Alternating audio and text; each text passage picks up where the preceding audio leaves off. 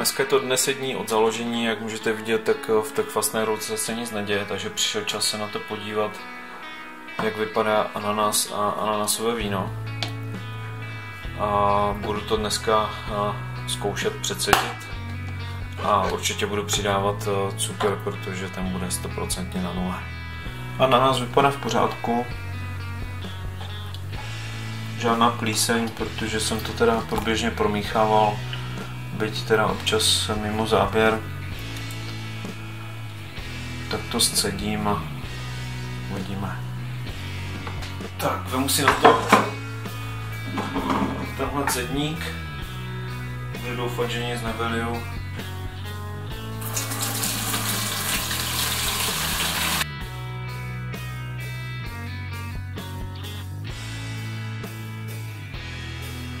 Vůně ananasu je samozřejmě momentálně po kvasinkách. Nedá mi to, abych trochu neochutnal. Ananas se teda úplně rozpadá. Na druhou stranu během toho kvašení zůstal v celku, což je teda dobře, byť to bylo na takové opravdu jemné plátky.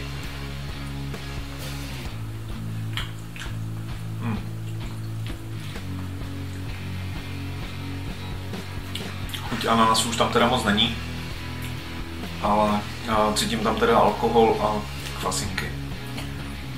Je to jak kdybych jedl pekařské droždí. No, odlil jsem si trochu vína bokem a na 2 různých vínoměrech zkouším teda, jak jsme na tom. A vypadá to, že nějakých 13,5% mi ukazují teda oba dva. No a proč jsem měřil 2 vínoměry? A z jednoho prostého důvodu ten jeden vínoměr se mi nějak nepozdával, tak jsem vytáhl ještě jeden starší, který byl původně ucpaný, ale podařilo se mi ho pročistit. A změřilo to nicméně úplně stejně, těch 13,5%.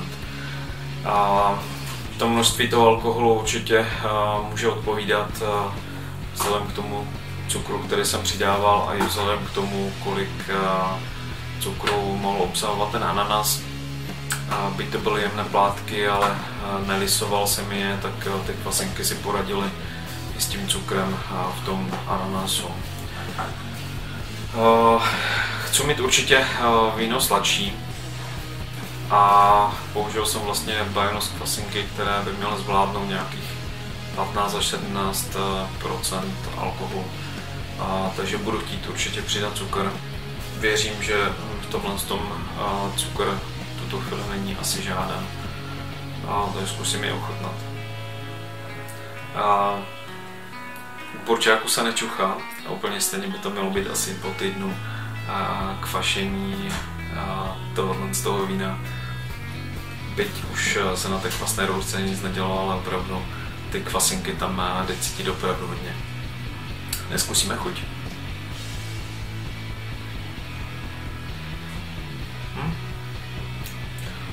Docela příjemná ananasová chuť, když pominou teda chuť po droždích, ale to je jasné. Cukr tam ale necítím opravdu vůbec žádný, takže ten tam budu muset skutečně přidat. Viděl bych to v tuto chvíli nějakých 300 gramů cukru. Budu počítat s tím, že i nějaký cukr padne na další alkohol. A je docela možné, že budu ještě přidávat cukr další, protože těch 300 gramů se teoreticky může na nějaké ty 2% proměnit v alkohol. Už nechci víno nějakým způsobem ředit, takže udělám to tím způsobem, že si tedy nasypu cukr. Mám teda odvážených 300 gramů. Naliju tam něco málo vína.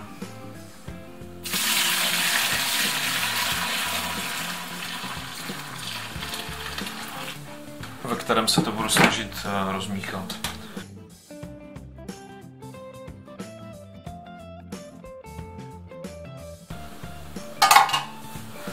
A doliju zbytek.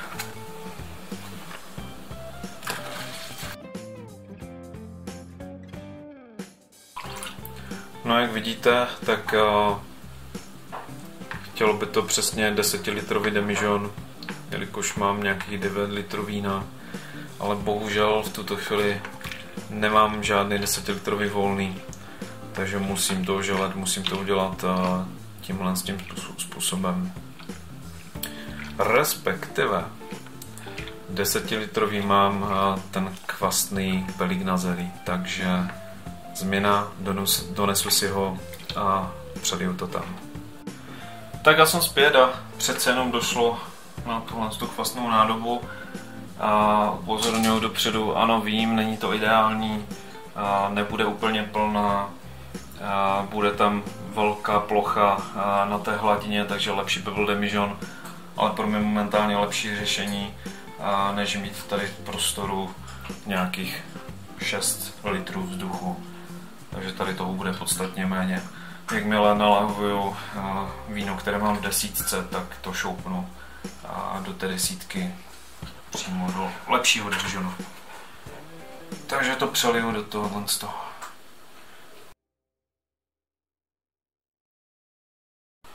Takže to vyšlo krásně. Co je druhou nevýhodou u téhle nádoby, že tady ten závit jde sice dobře nasadit, ale už hůře se odkroucí. On zatuhává a fakt to potom nejde odkroutit. Zbytečně se s tím manipuluje. Víno se v tom promíchá, kal se mi rozmíchá. Takže spíše nedoporučuji, anebo opravdu jenom na ten začátek, když chcete kvasit kousky ovoce. Tohle nahradím klasickou zátkou, vzhledem k tomu, že mi tady z toho pije kočka vodu. Tak, hotovo. A necháme ho dále odpočívat, pracovat. Za nějakých 14 dnů, 3 týdny ochutnám, zjistím, jestli zbyl nějaký cukr. Případně dosladím ještě jednou. No a myslím si, že pomalu se bude čistit, že tohle víno by mohlo být docela rychle hotové. No a druhý den po přidání cukru a stočení nám víno začalo pracovat. Vytvořila se nám tady pěna. Dole nám padnul nějaký kal mrtvé kvasinky, takže začalo se trochu i čistit. I ta barva vypadá lépe než včera. Nedá mi to a musím vám ukázat, co se stalo s ananasovým vínem cirka po týdnu od prvního stočení, vlastně z toho ananasu. Kvasná zátka nebo rourka už teda nepracuje. Je ještě vidět na hladině nějaká pěna, ale když se můžete podívat, tak víno se téměř vyčistilo. U dna se usadil kal a je téměř průzračné. Dám tomu ještě týden nebo 14 dní, počkám, až se to usadí ještě trochu více a pak ochutnám a zjistíme, co a jak dál. Přemýšlím nad tím, co na to video vlastně natočím, když po prvním stočení a dalších 2 dnech od posledního záběru je víno téměř čisté, takže jsem zvědavý, jak to dopadne. Nechám to takhle a za pár dní, jak vyjde čas, tak ochutnám, případně to stočím. Po 20 dnech už nevidíme žádnou aktivitu. No a jak už jsem předeslal, tak víno je téměř dokonale vyčištěné. Takže to v tuto chvíli stáhnu a ochutnám. Vemu to tady přes otvor na kvasnou zátku, protože nechci s tím víčkem manipulovat, jde fakt těžce dolů a zbytečně bych si to rozvířil. No a stáhnu to přes cedník a přes brousek. A nechám to jenom pomaličku téct, abych zbytečně nedělal v tom demižonu nějaké velké víry, ať se mi to tam nerozvíří. Když je téměř vyčištěné, tak by to bylo samozřejmě škoda. A něco málo tady taky na ochutnávku.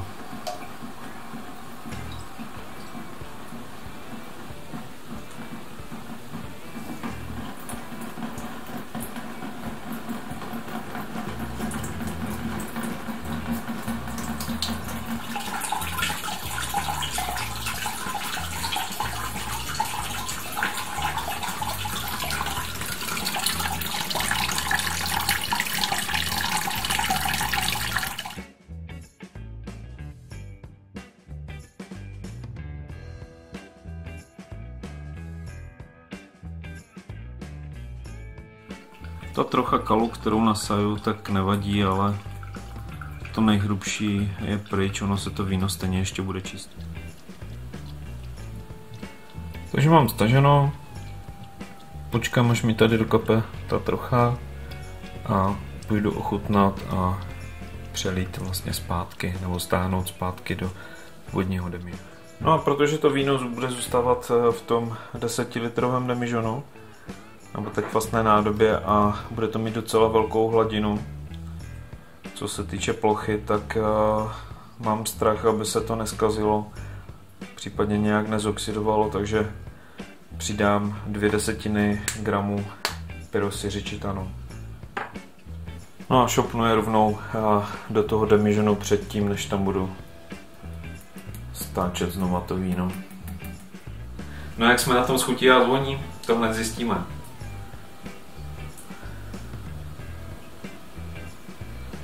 Ta vůně je příjemná, ananasová, je tam cítit i alkohol, ale vyloženě ten ananas nějak nepřebíjí, no ale stále tam ještě cítím ty kvasinky, což ono bude trvat nějakou dobu, než se z té vůně vytratí. A chuť?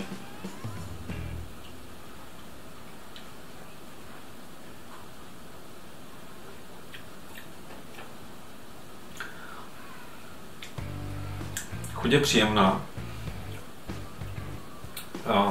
Je tam ale dost ten alkohol cítit v té samotné chuti. Samozřejmě dělá hodně i to, že momentálně při tom ochutnávání to víno má nějakých 22 stupňů, což samozřejmě na tu konzumaci není úplně ideální. Čekat, až se mi vychladí v ledničce, to se mi moc nechce. No samozřejmě i ten alkohol se to trochu potom utlačí, potlačí teda. Možná bude fajn ho pít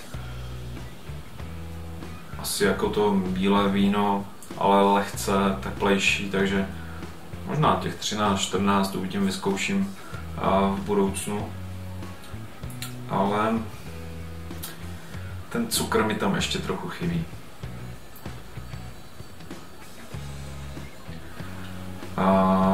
Aktuálně bych to viděl tak zase nějakých 200-300 gramů toho cukru. Dám tam teda nakonec 300 gramů toho cukru.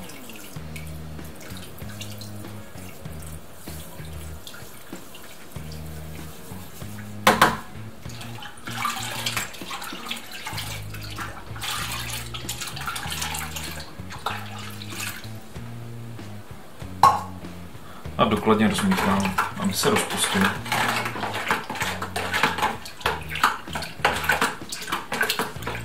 Takže důkladně jsem si to rozmíchal, ten cukr, a nestočím to, vleju to rovnou do té kvasné nádoby. Vzhledem k tomu, že tam je ten pyrosyřičitan, trocha pro rozdušení to asi nezabije. Myslím si, že se to potom úplně dokonale i vyčistí. A nechám to možná takový měsíc asi ještě dále pracovat.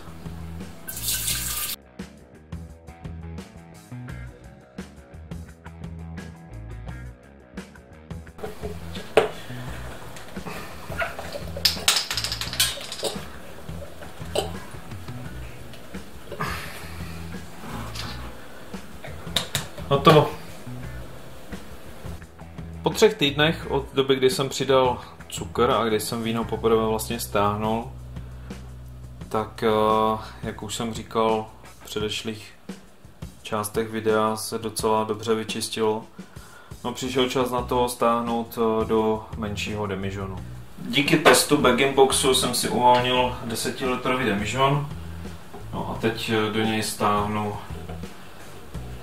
z toho zeleňáku teda ananásové víno. Budu se snažit opravdu opatrně, protože na dně je lehký kal, tak ať to tam nenatáhnu.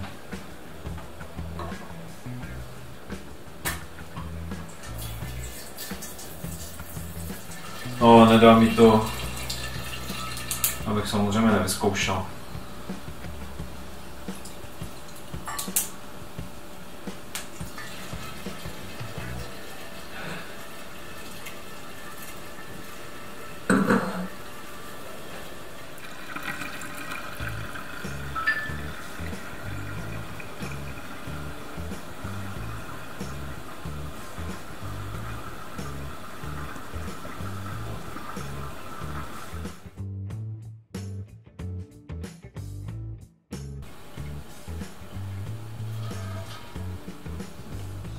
Takže výsledkem je 9 litrů vína po tom stočení, což toho vzduchu je tady relativně dost. Takže do budoucna budu muset ještě něco asi vymyslet a přelít to do 5, do 3 a zbytek do žaludku. Ale teďkom to nechám takhle. No, jestli to tam budu mít třeba pár týdnů, tak snad to nebude až tak moc vadit. Finito bambito. Jen se ukáže.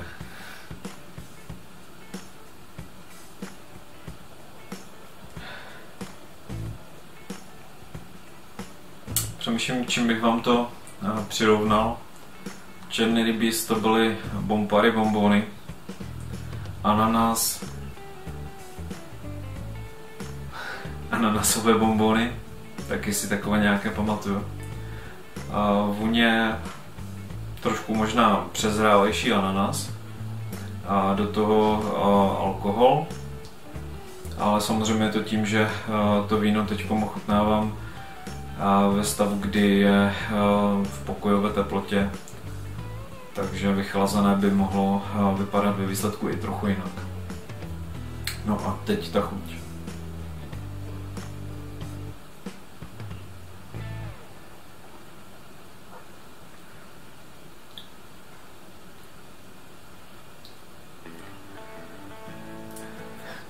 Já myslím, že ten úsměv asi stačí.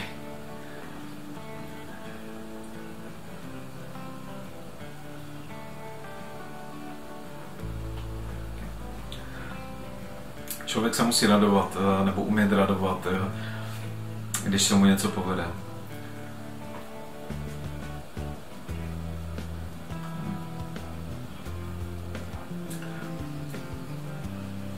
Já nevím, co dodat. Prostě je výborné. A ten cukr, který jsem tam přidal naposledy, tento myslím si, že dobře zachránil, nebo nezachránil. A ten tomu přidal to, co bylo potřeba. A krásně to hřeje, což mi napadá, že jsem zase zapomněl změřit ten alkohol, jako vždycky. Ale já asi ani měřit nebudu, protože cítím, že tam nějaký zbytkový cukr je. Stejně by to ovlivnil. Ale podle toho, jak to hřeje, tak možná i těm 16, 15 určitě, 16% spíš. A pokud mě paměť neklame, což se zase podívám do své chytré knížky plné zápisku, tak jsem tam používal Aromatic Wine Complex od Alkoteku, takže Bajanosy. A ještě 16% určitě odpovídá.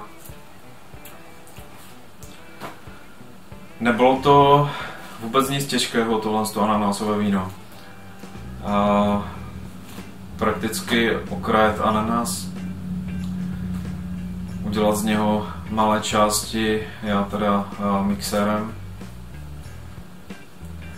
dát kvasit, scedit a za chviličku se to samo vyčistilo, takže jo, myslím si, že určitě to stojí za to, abyste to vyzkoušeli. Pokud budete mít možnost nějakých ananasů, i když teď, když už to točím, už je prakticky skoro po sezóně, tak si to vyzkoušejte. Je to příjemné, nasládlé, ty ananasy tam jsou takové trošičku zralejší, ne ale, že by ta vůně byla nějaká hnilobná, to určitě ne. Krásná, příjemná. Věřím, že když to teď nechám zrát dalšího půl roku, že se ta vůně a ta chuť krásně rozvine, zakulatí a bude to fakt bombovní víno. Já si myslím, že už tuto chvíli nemám asi nic víc co říct, bude to takové kratší, protože ta výroba neměla tolik kroků, kolik běžně mívá. Určitě to doporučím, tohle víno. Určitě se k tomu hodí ty Bionosy s vyšším alkoholem. Určitě je lepší, aby bylo to víno ve výsledku sladké, nebo polosladké aspoň teda. A určitě to teda zkuste.